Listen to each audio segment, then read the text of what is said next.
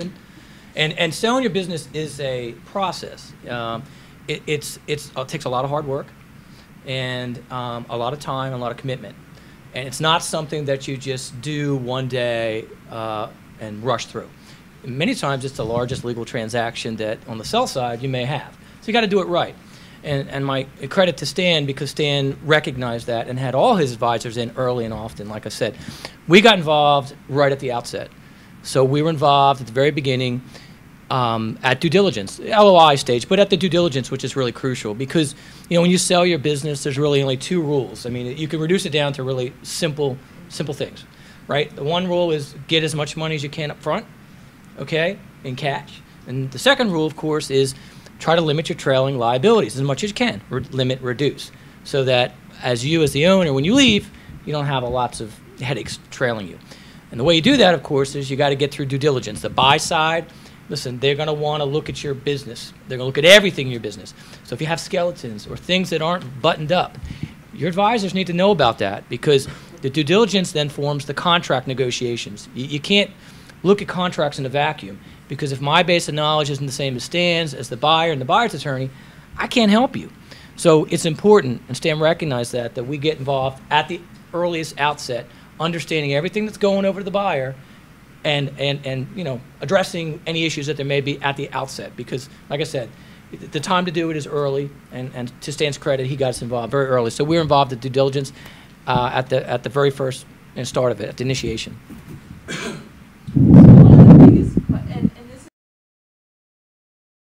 I just want to add one point on the third-party consents. Third-party consents are part of every transaction, and the difficulty with third-party consents, of course, is because that third party is not a party to your deal, so they don't have the same impetus, desire, motivation that you may have.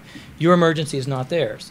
It also is important because when you take your information out to a third party, now confidentiality is no longer within your walls. You're now going to a third party that you can't easily control. So there's a tremendous risk there because once Stan went out and sort of spilled the beans to this big third party, he now had risk. And so we, of course, want to get this deal done, like Rob said, because of the fact that, you know, lots of things can happen. They may not grant consent. Your employees, it may get back to your employees who may now hear rumblings and jump ship. And, of course, the employees are part of the value here. So really understanding your third-party consents early in the outset is very, very important because they can be a major stumbling block or hurdle or obstacle to transaction. So I can say what are negative attributes to value from the legal side. Knowing your assets and really knowing that you have them locked down. So you referenced IP. Knowing that you own what you think you own, domain names, trademarks, things like this, your intersection with the government, all of that's very important because the buyer will find those skeletons that we referenced. Another important piece is your employees.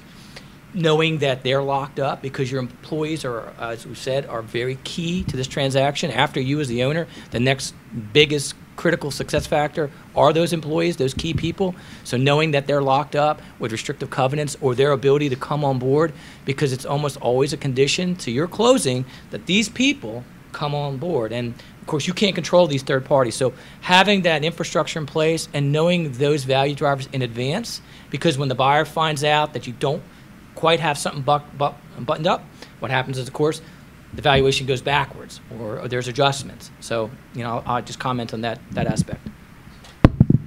Well, just to follow up on the 8 to 12x.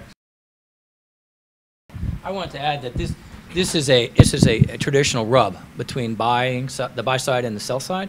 So the buy side, of course, wants to get access to your employees and your customers because they really want to get in to make sure to verify for themselves. And of course, when you let that happen on the sell side, there's your risk. So there's that tension, and the timing is one in which you have to manage. You know, on the sell side, we push it to the very last minute so that we know that deal's going through. On the buy side, of course, they want to know sooner that they can have a deal that they think they have. So in this case, you know, we managed it. Stan was able to, for the most part, keep it himself. Not everybody can do that. Sometimes early on you have to get some key people involved and let others involved in the deal, which means you might need retention agreements and confidentiality agreements with these people to keep it in tight. We had a situation, and my colleague John will remember this, who's in the audience, this summer, where when we announced it to the employees, another deal, one of the employees freaked out, one of the key employees, and said, hey, I thought I was the succession plan here. And it really threw a wrinkle in at the last minute. So these are the types of skeletons or things you need to make sure you have in place before you go forward. And these are kind of wrinkles that can really throw a deal off. So it's a big rub. Yeah, and just, I mean, the M&A market, and then I'll save something for you all. Wow. If I had a crystal ball, then perhaps I could give some certainty. 2012 was for us and our little microcosm, a very good year in terms of M&A. One of the best years that we've seen with respect to M&A across the board, not just in the cyber or the government space, but in a lot of other spaces. Year end now, we've seen a tremendous uptick in transactions because of the the fiscal cliff and all these things that are out there, the uncertainty surrounding it. What's happening is it's no action on behalf of the Congress is really causing people to either sit on their hands or to take some action that may or may not be the correct action. I think that especially it's just specific to cyber, that there will be continuation of what we've seen. Cyber appears to be a growth area, and I think it will continue to be that way. And I think there'll continue to be combinations. I hear people that want to be from the Virginia side or this side of the river, and they want to be up there, having interest in making acquisitions, and I see the same from folks up there that want to come down here. So I think that we'll continue to see that that activity. From the buy side, what I'm seeing is some longer due diligence periods recently, and I'm not real sure what that is attributed to. And that was certainly not the case in this transaction, but in recent weeks and months, I'm starting to see that transactions are dragging out because perhaps because of due to the uncertainty in the business climate, people are really looking at the due diligence to make sure they really think they're getting what they want, and so I think that that's one trend that I'm seeing. So other than that, I think it'll continue the way it's been going.